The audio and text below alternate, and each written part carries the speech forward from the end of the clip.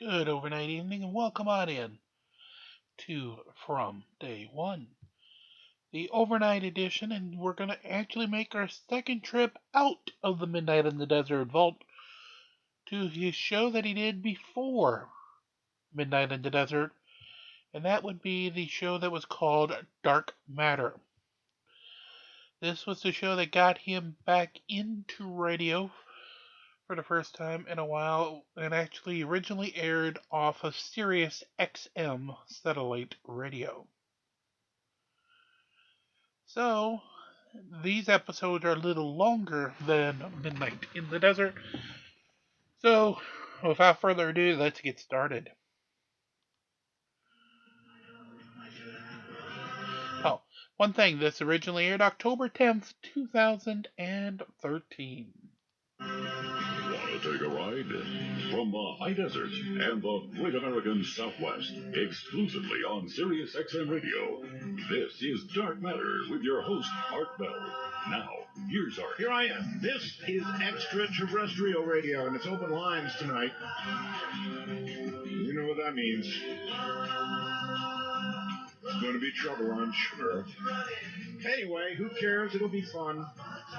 Listen, we found our own number 9. Well, it's not number 9. Somebody sent me a picture. I hope he got credit of this artifact on the moon with a big red arrow pointed to it. On the moon, on Mars. And I thought, yeah, that's no number 9, but it could be a 6 or a 7. Number 6 or 7. Anyway, it's at artbell.com if you want to go take a look. It is pretty weird. I mean, there is a lot of weird stuff on Mars that you just can't account for unless you say, old Russian mission, something like that. All right, the ghost photographs are starting to post. That's right, Keith is slaving over hot mist. Remember, we've got a contest, folks. Pretty good contest, I would say, too. Sirius XM's donating a brand new radio and a 1-year subscription to Sirius XM. That's no minor matter. And it goes to the person with the best ghost photograph as judged by the audience, all of you. It's all about all of you. You will decide who gets it. I just figured out how somebody out there could...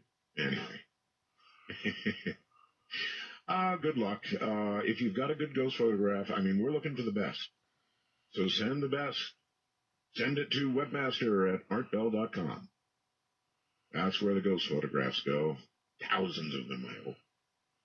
Not really, for Keith's sake. Send it to webmaster@artbell.com. And for ghost stories, we're going to have Spooky Matter on Halloween night. And if you have a good ghost story, when I say good ghost story, I mean I want to be scared. Okay? So that takes a good story. But I have been scared. Several years we did this, and it scared me. So anyway, send me a little, kind of encapsulated version, if you would please, of your ghost story in email. And include, if you would please, your a phone number. And then Spooky Matter Night, we very well may call you. All right. Now, open lines. Here it is. Well, coming up. I'll define it in just a moment. Let me get that rest in. I've got a couple of emails that have me concerned. This comes from Earl up in Montana. Art, I was driving through South Dakota yesterday on I-90 between Wall, Drug, and Rapid City when I started seeing dead cows and horses all over the north side of the interstate.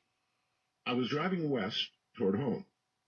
There were dead cattle lined up head to tail along the fence of the interstate like they were walking and all of a sudden just dropped dead. It was kind of like something from a disaster movie. I've been driving truck over 30 years, and I've never seen a sight like it. They were also lying in groups dead, an amazing sight. Oof. I don't know, Earl. First, I've heard of it. I know there was rough weather up there. Whether that had something to do with it or not, I don't know. But you're right. It's like scene out of a movie. That's freaky. The nation's economy is on the line. President Obama and congressional leaders grouped inconclusively. It looked like they groped. Anyway, the Republicans leader came out of the White House and, along with the other Republicans, took a side entrance out the White House and went back to Congress. Now, we don't really know what happened, frankly.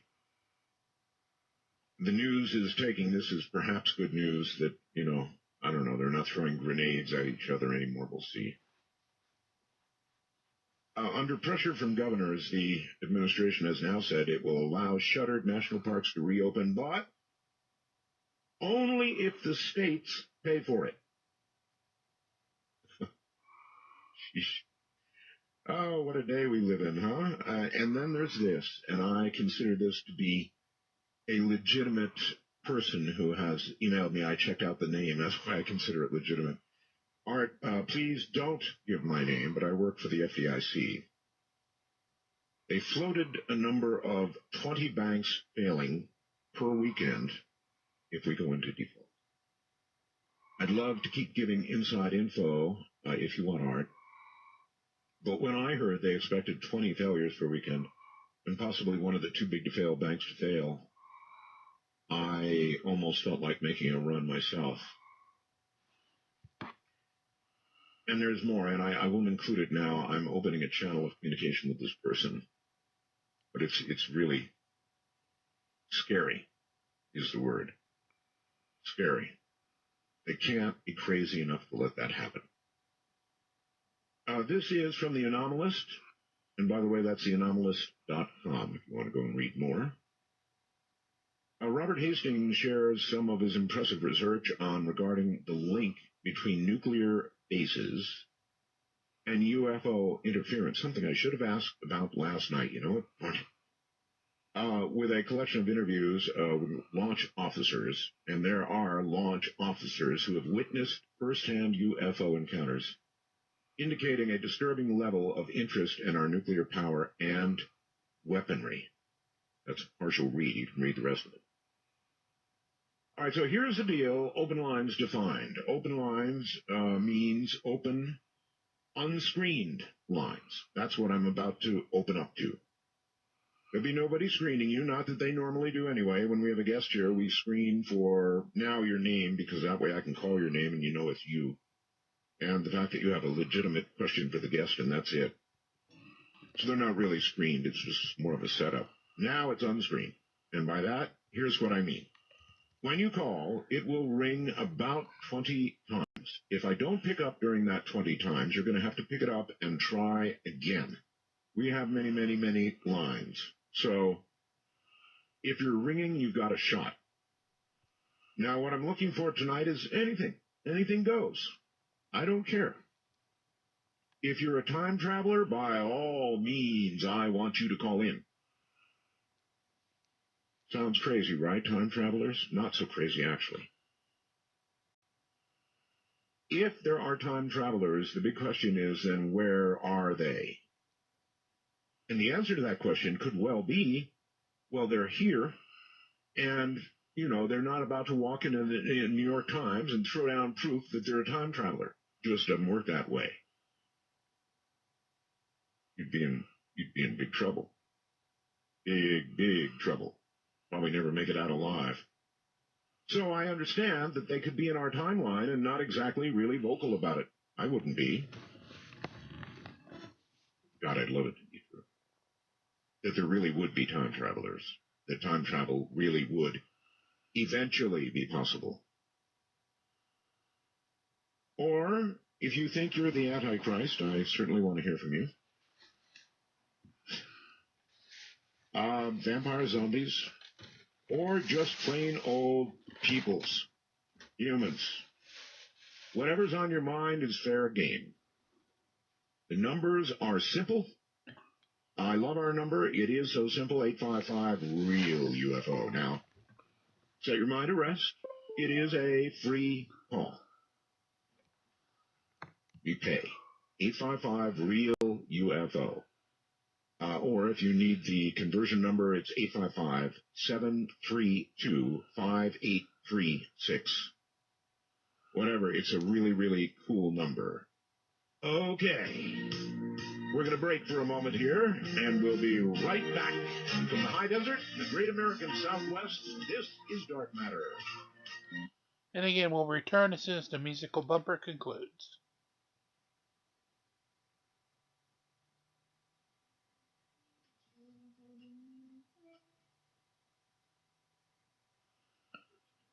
Great American Southwest. I already said that. I'm Art Bell from that very area. And the numbers, I'm going to give them 855-REAL-UFO and or 855-732-5836. And by the way, that's Ross Mitchell, my good friend, who is cutting me brand new ones. Wait till next week. So here we go. Expect the unexpected. This is Dark Matter, and you are on the air. Yeah, Art. Hello there. Oh, I know what we're going to have tonight. Everybody has to turn their radio down as soon as they get on the air. That's very important. Okay, is it me? That's why. Yes, it is you. It is. I got a question. Is the one guest you had on your radio show, Linda Motenhound? Yes. I didn't get a chance to catch her website that she has all her information on. Let me think. Because it kind of, y'all were talking about Bigfoots. Right. We were talking about Bigfoot. Yes. Yeah.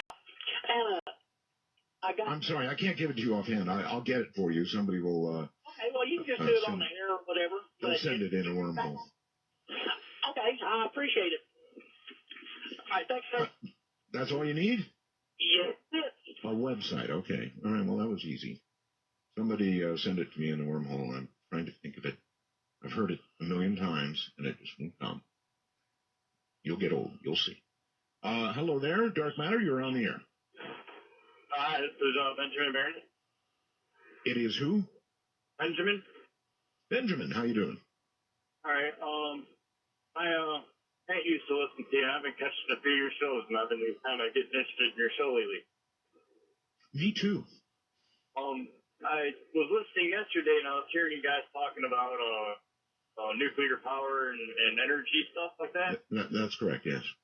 I was kind of wondering, how much energy does like a lightning strike produce? It produces a very, very great deal of energy. However, capturing it and storing it, if that's what you have in mind, is it? Yes. Is not so easy. Very high voltage, very high current will kill you quite quickly if it gets you. But there's no reasonable way. Well, there's a reasonable way to get it, but not store it. That's the problem. All right. So I was, driving by all those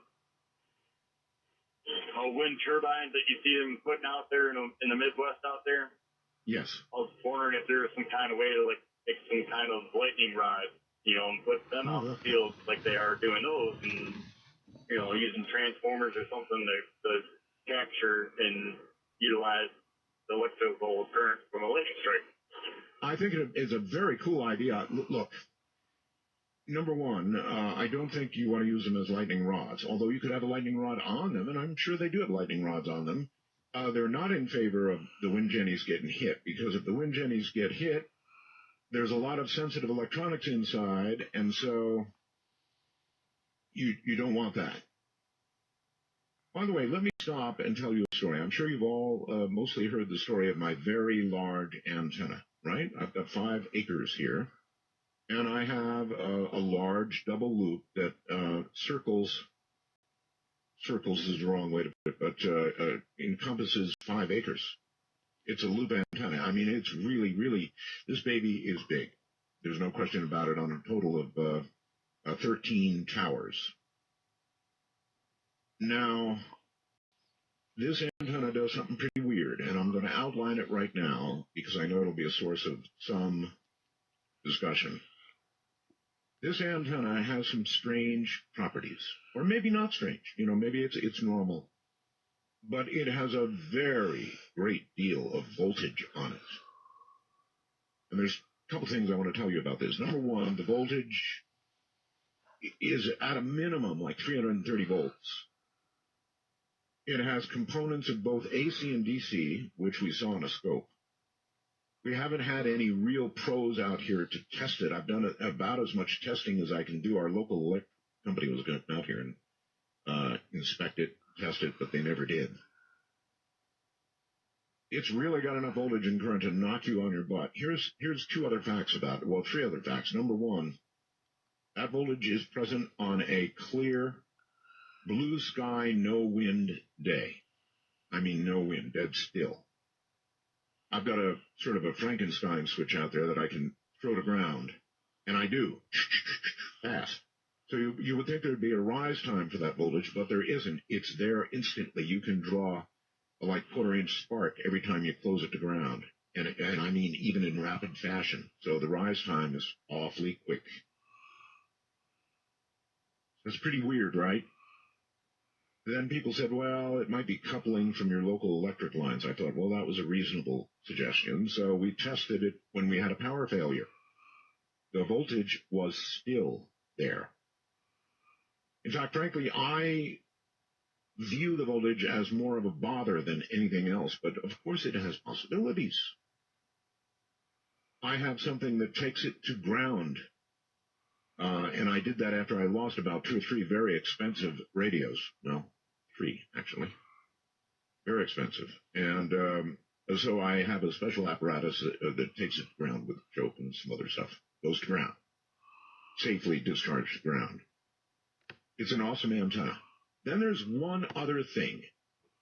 And you might want to explain this to me, and I probably, it's bad luck for me to be saying this right now, but bear in mind I have 13 towers out there. The center tower that I feed is 100 feet, better than 100 feet high.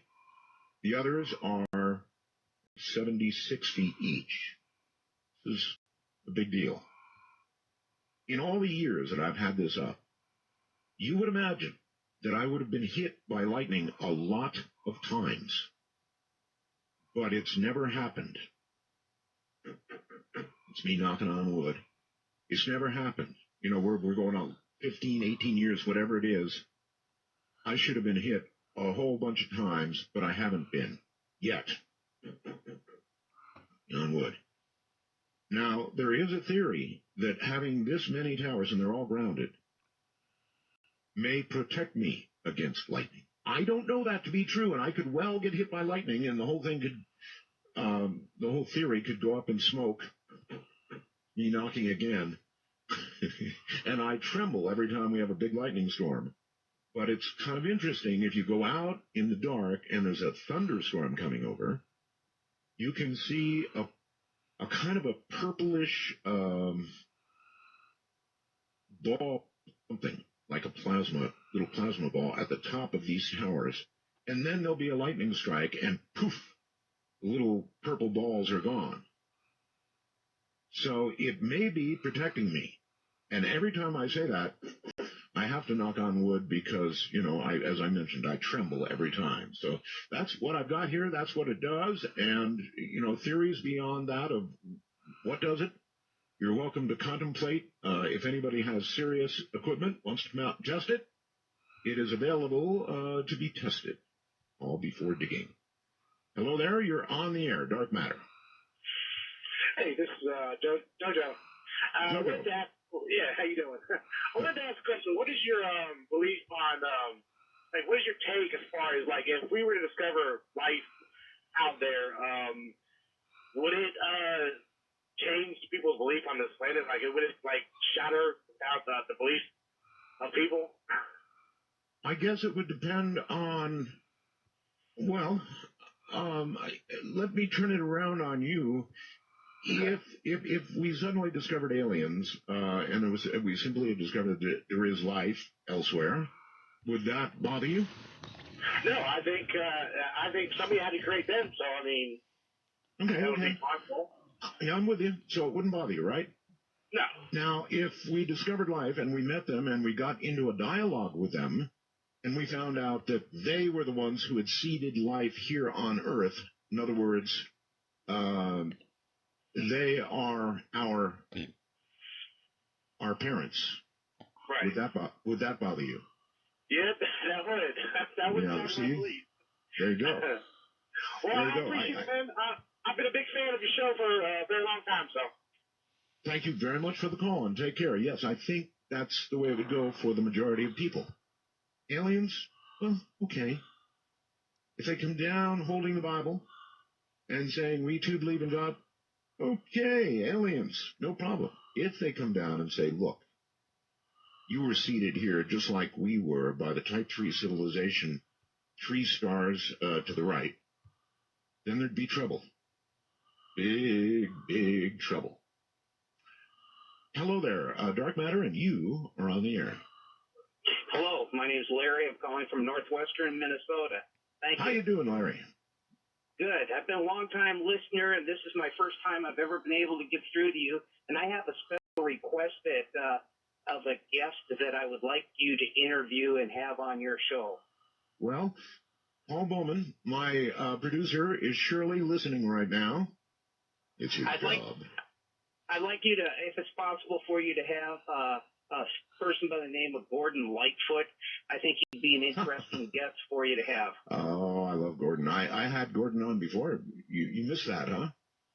Well, apparently I did, but perhaps I'll go to a website and find it in an archive and watch it.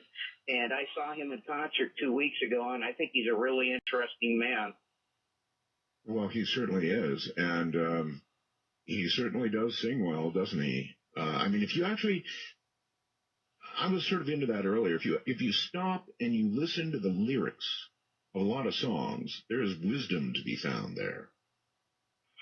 He writes great songs. There's no doubt about that. His words tell a story when he's singing. That's fact. It is truly poetry in motion. Right. It certainly is. All right, my friend, I'll put Gordon down. Thank you. All right, thank you very much. You know who Gordon Lightfoot is, right? No? It's back in the days when people made actual music. What has happened to our music? That's also a good open lines question. If anybody wants to try and answer it. You're kind of on to what I play, right? All from, well, the era when, in my opinion, they made real music. What are they making now? I don't think I'll open that one. Well, you know, I want the language here clean. Hello there, Dark Matter, and you're on the air. Yeah, my name is Ryan, and I'm calling from the Pacific Northwest. Hey, Ryan. I'd like to say hi to all of my friends out there that are listening. I wanted to bring Are you sure you have friends out there? Well, I think I might do. I might have a couple out there. Okay, all right. Hopefully, I don't have too many enemies. I wanted to bring up a case. I know where there is a video and a case that occurred where you can. The photographs of this UFO are so incredible that you can almost see. I'm a little bit nervous here. I know where there are photographs of actual. Slow down. Stop. Take a real deep breath. Just relax. And you're going to tell me about a cool case with cool photographs of a UFO, and I'm really interested. So where would I see these photographs? Well, there was a video of a UFO over the ocean near Turkey, and the video was so clear and so close that you can see what looked like figures standing inside. Mm-hmm. Wow. And if you just all right, you got my attention. Where do I see it? Well, I was going to say that if you're going to have Roger Lear on as a guest in the future, he has the images and he has the videos, and also if you search it down, if anybody searches down for Turkey UFO on the internet, there's a link to this analysis that this expert did in Chile, and I just wanted to point out to the audience that we've been looking for these kind of images for a long time. All right, I have an idea. Why don't you do this for me? Go find the link you were just talking about and send it over to webmaster@artbell.com. Now, if you do that, Keith will look for the link and put it up on the website. How would that be? Sounds good. Okay, can you do that? I'll do that. I got a question for you before I go. Whatever happened to the show you did with this mysterious victor who claimed to have snuck a tape out of Area 51? Did anything ever come of that? Did you ever figure out who that guy was, or was it all set up? Do you remember that show? It absolutely was not a setup. Nothing I do on this program is a setup. Everybody thinks, I don't know, JC is a setup. They think that was a setup. Nothing I ever do is a setup. Ever. I would never do that. I'm not saying you did. I'm questioning if. I know. No, I said no. Look, it was what it was. I never found out anything further. A lot of people also believe that it was Whitley Strieber that was doing the talking. Wasn't, guaranteed. Beyond that, I don't know. You've never heard from him since then? No, sir.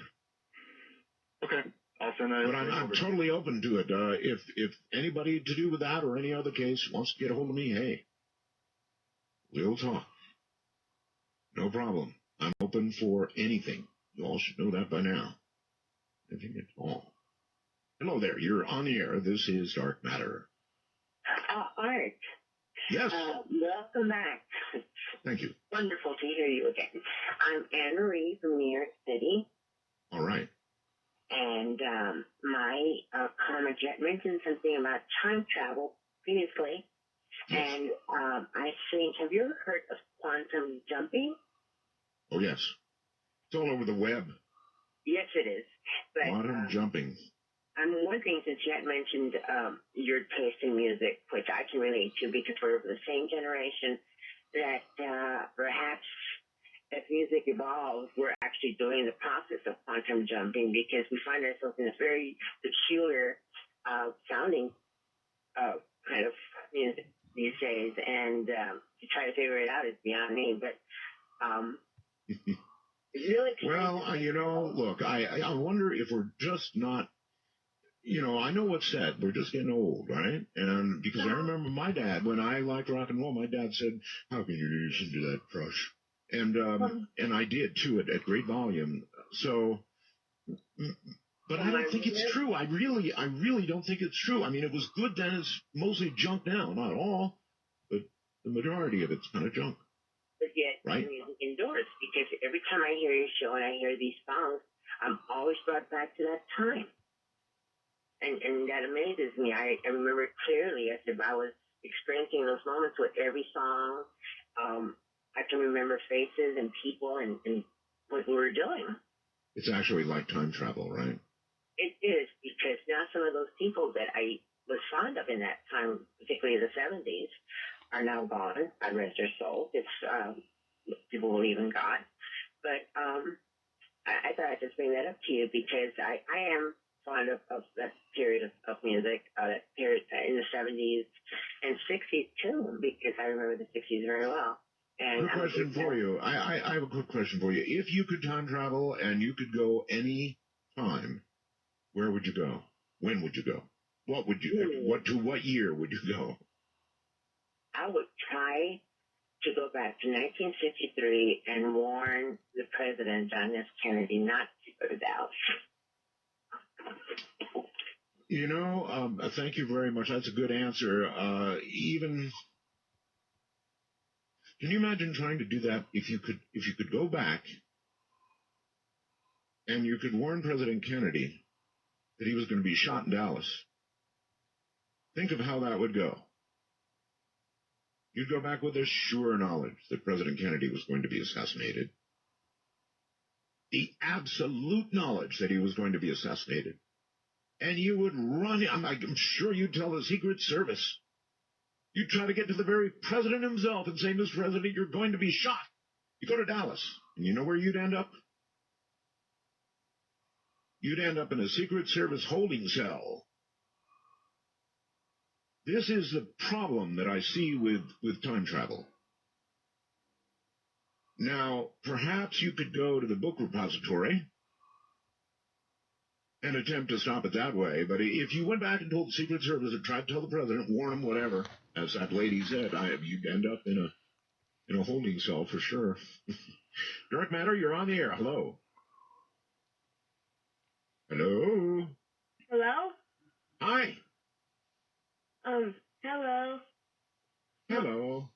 My name is Gus from... Gus, how old are you? 9. 9. All right. Well, welcome to the program. Okay.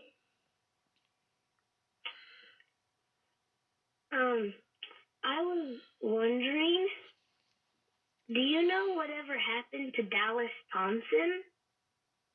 No, I don't. I'm not familiar with Dallas Thompson. Well, You tell me, who is Dallas Thompson? Well, my friend John, he gave my dad a CD from one of your interviews with someone named Dallas Thompson, and he was trying to, fly a helicopter to the center of the earth. Really? Dallas Thompson flying a helicopter, middle of the earth. And he said there was a hole in the... Well, I remember somebody who talked about a hole in the earth. Yeah. I don't remember the flying the helicopter to the center of the earth part, though. Okay. I'll see what I can find out for you, buddy. Okay. All right? Thank you very much. You. Right, bye-bye. You see? This is why we keep the language clean here. Quick demo on why. Dallas Thompson. Dallas Thompson. That name really isn't ringing a bell. The hole in the earth, actually way up north, is vaguely familiar. Flying a helicopter into it, not. Dark Matter, you're on the air. Hello. Hey, how you doing? Very well, sir. Hey, thanks for taking my call. I've got a couple things to run by you, but I don't know if you have time for both of them. But my name's Scott. I'm calling out of Las Vegas. Okay, Scott. Do you know who Dallas Thompson is? No, it doesn't ring a bell. Oh, okay. All right, go ahead. Yeah. Have you ever heard that a lot of people, I've been wanting to share this, especially with somebody like you. I think your audience would be interested in this. It's prophecy to some degree. Did you ever hear that the year 2000, people really, there's a lot of people that believe that the year 2000 wasn't the year 2000. I've heard that, yes. The year 2001 was actually the year. Yeah, because of a calendar mix-up or something to that nature. I had heard that. Also, I had heard that Christ wasn't born in September. He was born in December. He was born in September, which makes sense because he was in the womb in December and Christ was on earth essentially in December. So you see the light, and it may have taken him 9 months to get there, the wise men and all that. And I heard that he was born in September. And it's my personal belief that the real Christmas, the real birthday of Jesus Christ is September 11th. And it was 2,000 years to the day that 9/11 happened. And this conflict will go on, in my opinion, for 33 years, paralleling Christ's teaching and Christ's life. But 2,000 years later, it'll wrap up, in another 21 years. And on a Friday, and maybe, I don't know. I don't know if it'll be that detailed, but that's my opinion. Or not. That's just one thing I had thought, that it's the beginning of the end and the beginning of the Holy War. And you had to have a major catastrophic occurrence on that day, and that was 9/11. So, got it. All right. So so the whole thing, gee, I hate to think that. I just really hate to think that. I'm willing to go along with, we've got a whole lot of dates wrong. I'm sure we celebrate some things on the wrong days. That kind of information slips away, but I really hate to think that those two dates are tied together. But you never know. In the world of prophecy, you never know. Speaking of Gordon Lightfoot, this is the man that he was talking about. A Canadian, I might say. Probably fairly tasty. I'm Art Bell, and this is Dark Matter. And again, we'll return as soon as their musical bumper does return.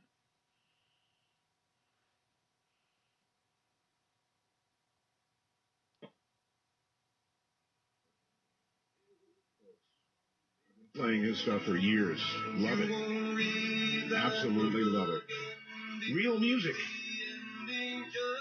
Open lines. Anything you want to talk about, fair game, and I mean anything at all. So that way none of us know what's coming next. Dallas Thompson was, I guess, on with me about 11 years ago.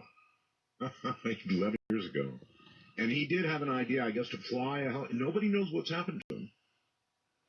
Because there's a whatever happened to Dallas Thompson thing out there. But he was apparently going to fly a helicopter into the center of the earth. Now, that idea would take some serious thought, because if, presuming there was a hole big enough, presuming you could get a helicopter, I would think that you would run out of fuel before you ever hit the center of the earth. I mean, way before. And that would be very disappointing. Personal point of view, anyway. Wonder what solution you'd have for that. You're on the air on Dark Matter. Hello. Hi, Art. Yes. My name's Paul. I'm a truck driver from the Northwest, from the Seattle area. I happen to be in Portland today, but earlier this afternoon, I was near Mountain Home, Idaho. Yes, and I happened to witness what appeared to me to be an ICBM launch. I came up over the horizon, shot up in the sky, accelerated like nothing I'd ever seen before, and shot across the sky to the east. I suppose you got any photography, did you? Oh, no. Oh, Lord, I wish I did.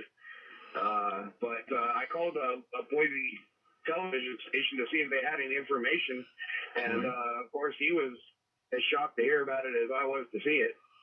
So as far as he was concerned, he had no idea about any kind of planned launch.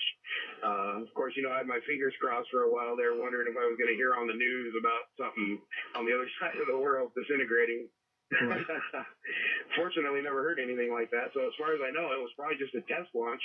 But you'd think that, that they'd informed the local TV station that they were going to do something like that.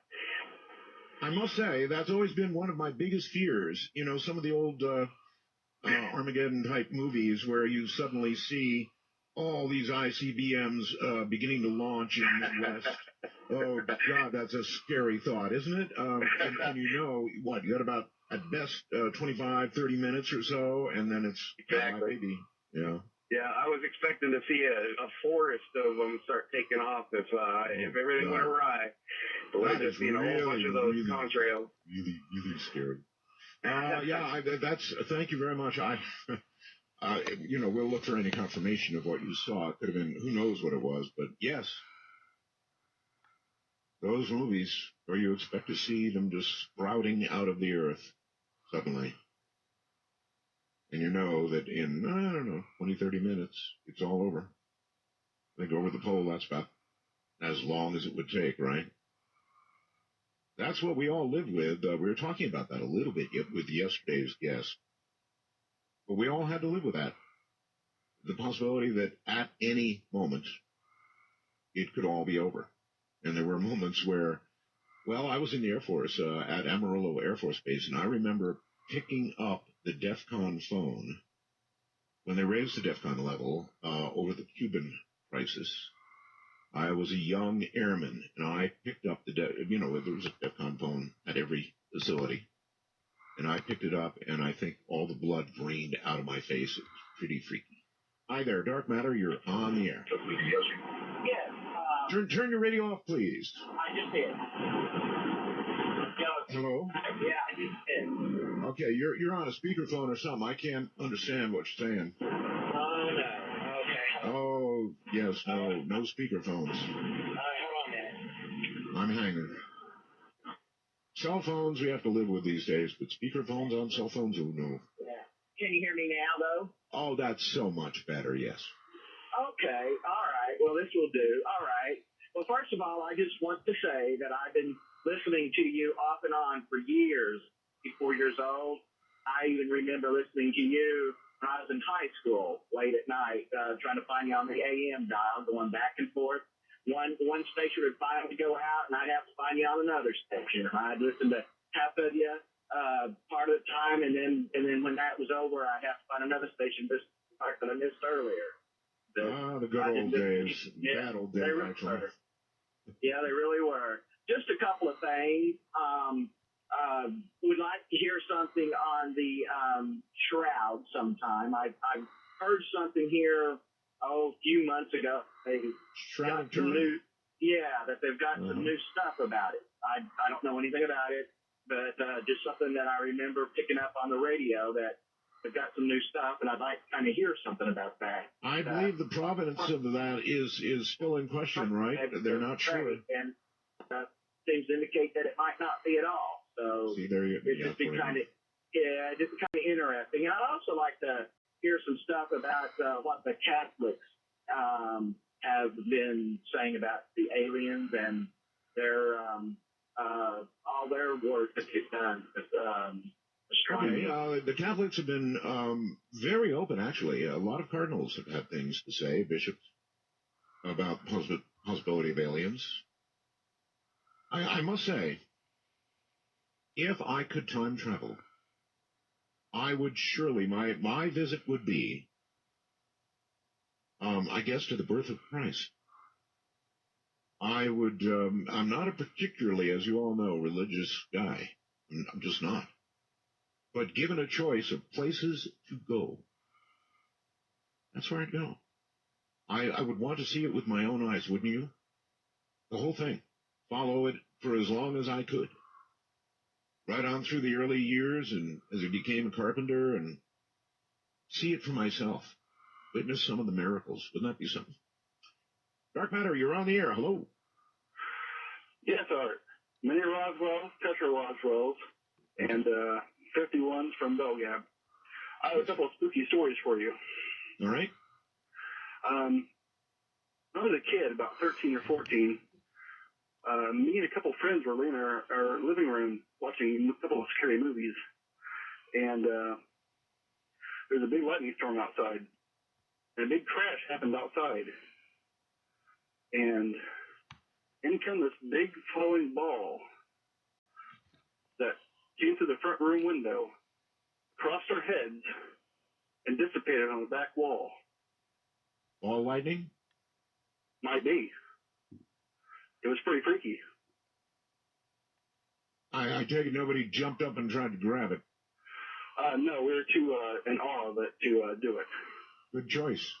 Yes. And also, when I was a kid, about one, we lived in a house over on the south side of town, and 1 year old? Yes, 1 year old. You remember when you were one? I don't remember, but I was told by my parents. I see, okay. Yeah. So, the gas on the stove would turn on at random times during the evening, and the toilets would flush at random times, and nobody was in the bathroom. And there was a room upstairs that it can be cold as hell outside, and it'd be warm, like 90 degrees. And when it was warm outside, it would be cold as heck in that room. Well, that's pretty weird. Yeah. I'm afraid that if, my gas was coming on by itself, I'd be thinking somebody was trying to do me in. Yeah, that'd be a pretty good assumption. But my dad and my mom went to Illinois to get some holy water for my very Catholic great-grandmother. Oh, really? Yes, and they brought it back to the house. And my grandma on my mom's side took the holy water upstairs and sprinkled it on the door frame, and said, "If there's any evil spirits in this house, get out." Did it and the sit door and the door frame shook.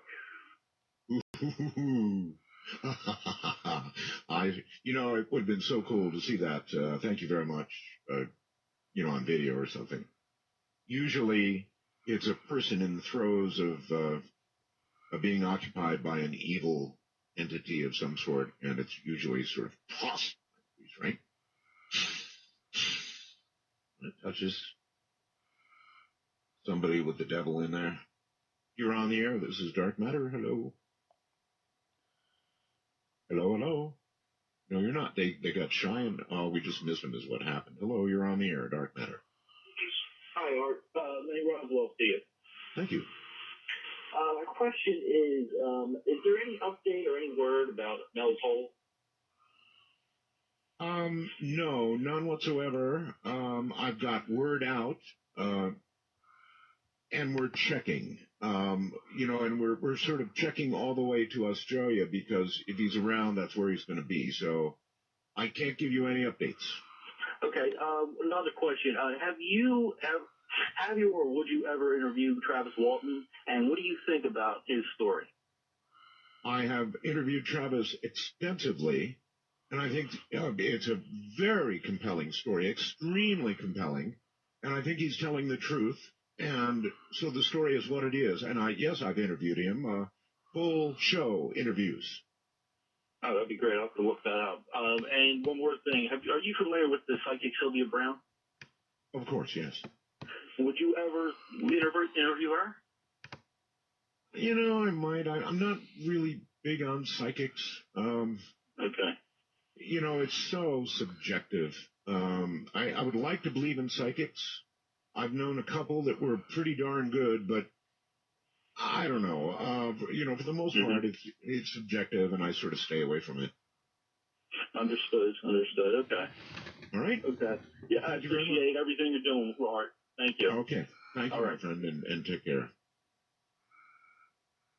I guess that said it the way I want to say it. It is sort of subjective. Anybody can sort of say they're a psychic. And separating the wheat from the chaff is really a job when it comes to that. You're on the air with Dark Matter and Art Bell. Hi. Hello? I guess I didn't push the button. What a dummy. Now you're on the air. I can tell because you have your radio on. Hello. Just turned it off. Sorry, Art. All right, that's quite all right. Everybody's going to have their radio on, I know. That's okay.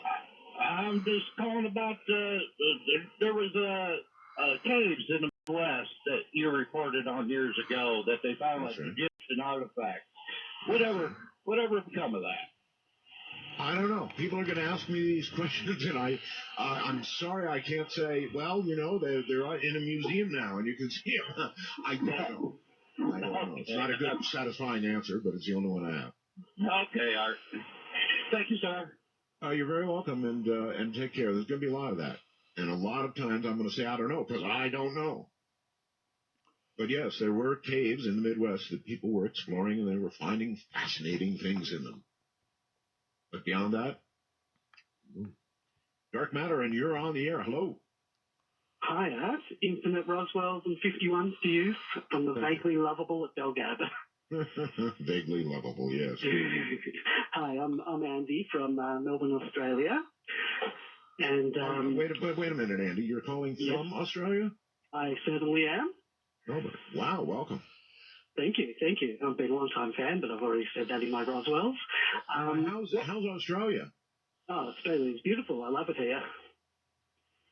I would imagine so. I've never been to Australia, and I've been to most of the world, but I've never, and I really, really want to come to Australia. Well, you're always welcome, and there's always a spare bedroom on my place. Wonderful, thank you. What I was calling about is I've got two questions. One's a follow-up for the first question. I just want to know who owns the back catalogue of all your old shows, and I'm pretty sure I know the answer to that. It's Premier Radio. Yeah. And is there any chance that you would be able to get that back in any way? Whatsoever. No way. In fact, they won't even stop playing my Saturday show. If they keep playing my Saturday show, I'm gonna sort of I'm going to send them email and email and email until they tag it with for modern, up-to-date material. Please tune to Sirius XM 109 after the Saturday show, you know. I would actually love it if you had a 24/7 Up Bell channel on Sirius where you played your live shows, a mix of the old shows. I think it would be great. One never knows, and if I'm here long enough, we'll have lots of new old shows. Definitely, definitely. Well, I'm loving it. I'm loving the new show. I love your old shows. Thank you very much for coming back. Well, thank you very much for calling, and well, take care down there. Thank you very much. Mm-hmm. Easy Australian. It's really cool. We have listeners all over the world. The odds of you're getting through, unless we have some special number to call. You know, I'll check during a break. I wonder if we have some special number where, for example, I could have people outside the country call, or time travelers. If I want time travelers, I would like to have a special line because there are zillions of you out there. So, Okay, Dark Matter, you're on the air. Hi. Hi, Art. Todd here, phoning from Canada. Hi, Todd. I just want to say the other night that you had on a guest that was talking about little blue guys and they were bringing people back from the spirits and stuff like that. They're saying everybody. Whitley Strieber, yes. Yeah.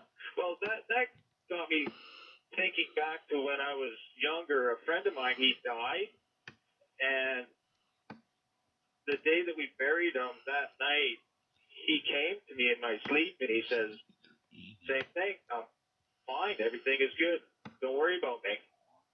And well, all right, you've got to wonder. I certainly wonder, and that is, you know, I kind of understand. In your sleep, he came to you, but you've got to wonder, is it your mind, or did he really come to you? I mean, you're going to miss him.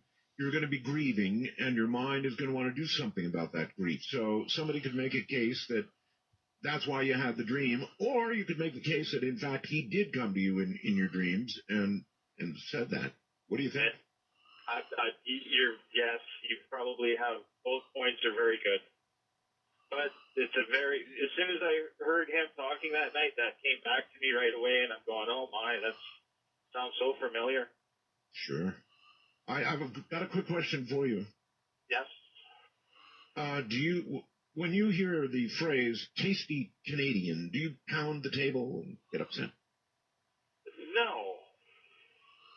Okay. No. What do you mean by that?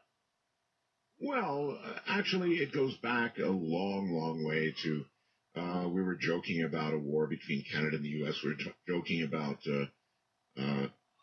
aliens, and, you know, we got to talking about who would be tasty, and I don't know, tasty Canadian came up somehow or another, and, you know, I was wondering if it was horribly offensive to you, or, I mean, it's a sort of a lovable term. No, sure. You know, as Canadians, we're pretty peaceful people, so. I do, and you are, sir. Thank you very much. Yes, very, very easygoing people. Almost sometimes too easygoing.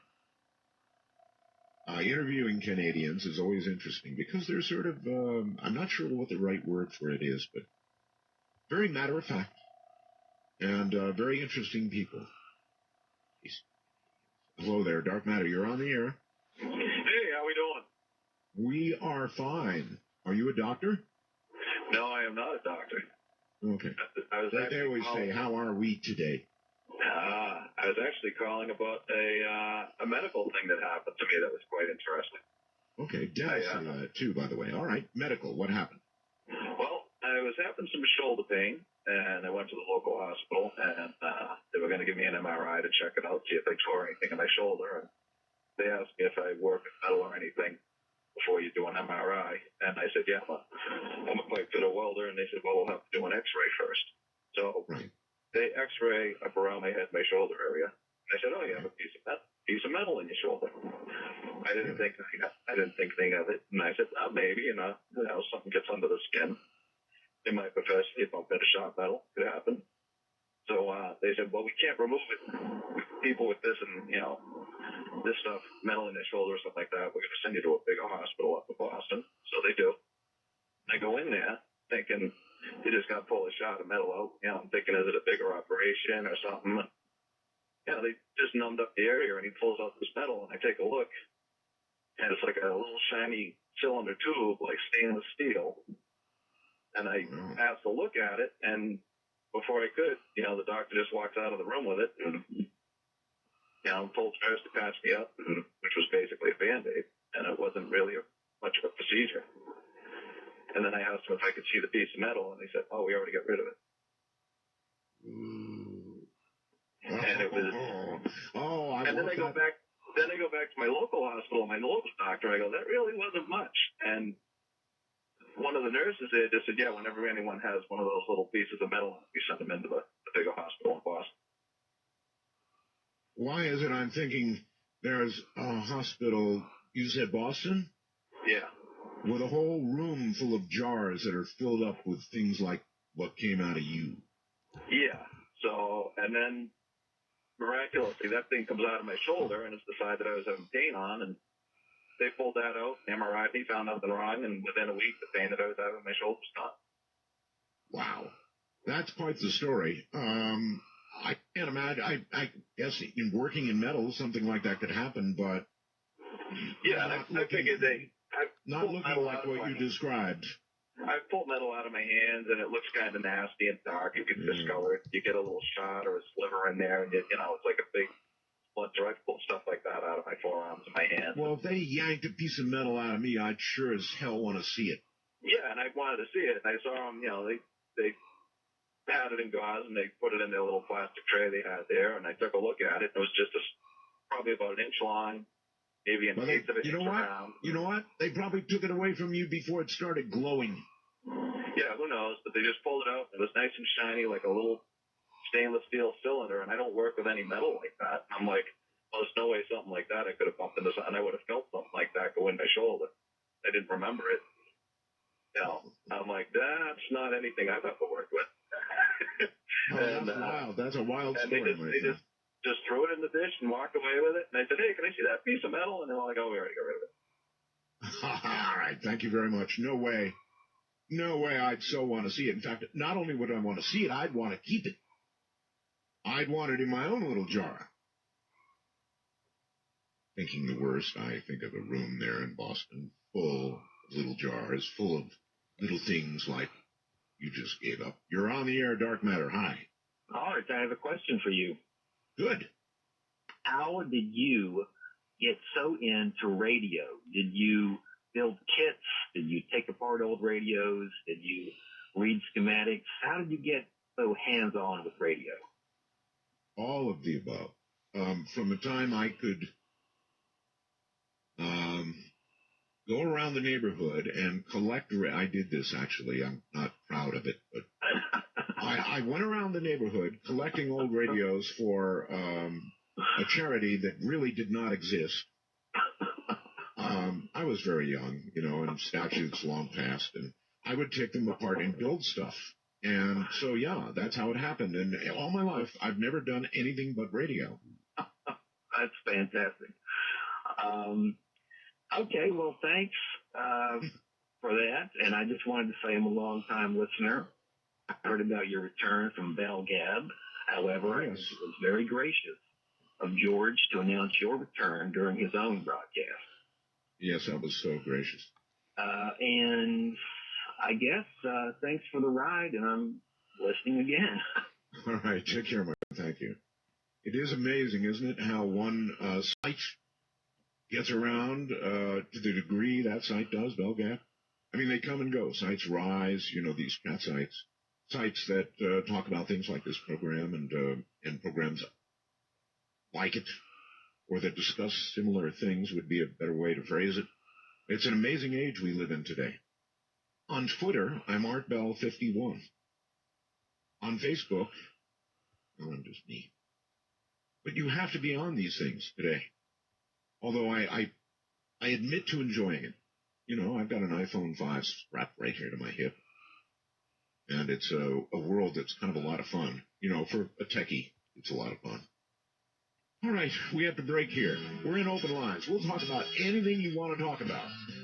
I am particularly looking for time travelers. I know you're out there, but there's a lot of lines. There's a lot of people. And with that, we will leave Art Bell for this evening. Because if we don't make a cut somewhere, we're going to be here for 3 solid hours. Come on back for tomorrow, part 2. Where Art Bell will continue the insanity of anything goes from Dark Matter, the precursor to Midnight in the Desert. So we finish off a couple quick raids just to get this energy back to ticking. Of course, please make sure you do like, share, and subscribe. Get us to those goals of 5,000 viewers, and we'll Boxy over at Nexters will pay attention to us, and 1,000 subscribers. So YouTube and that big corporate global Google will as well. When those targets are hit, they'll start sending us items, and we can send them to you, the folks who watch the program. CoinBase and Ibotta, the information is below in the comments section, right below this video. Both of them will get you $10 free for signing up with no other if, qualms, and abouts to do so. And of course, Coinbase will let you do Coinbase and Learn, less than 2-minute lessons, one question quiz to get yourself up to $100 in free cryptocurrency to use here in Dominion. While Ibotta basically rewards you for what you have to do anyway to live. You have to buy groceries, go and get items from Target, Walmart, and everything else. You get bored and not want to cook one night, get something from Grubhub or anything else, you can get money back using the Ibotta for that as well. So until we do join each other again for the big old 8-0, yeah, we actually done that many days. And again, if you still like us to do a mobile version from day one, let us know. We are open to it, even though I might be never sleeping if we do. Please like, share, and subscribe. Be kind to one another. May all your fates in Dominion be awesome, and we'll see each other tomorrow as we continue to march on from day one. Have a great overnight, everybody, and enjoy your night's sleep.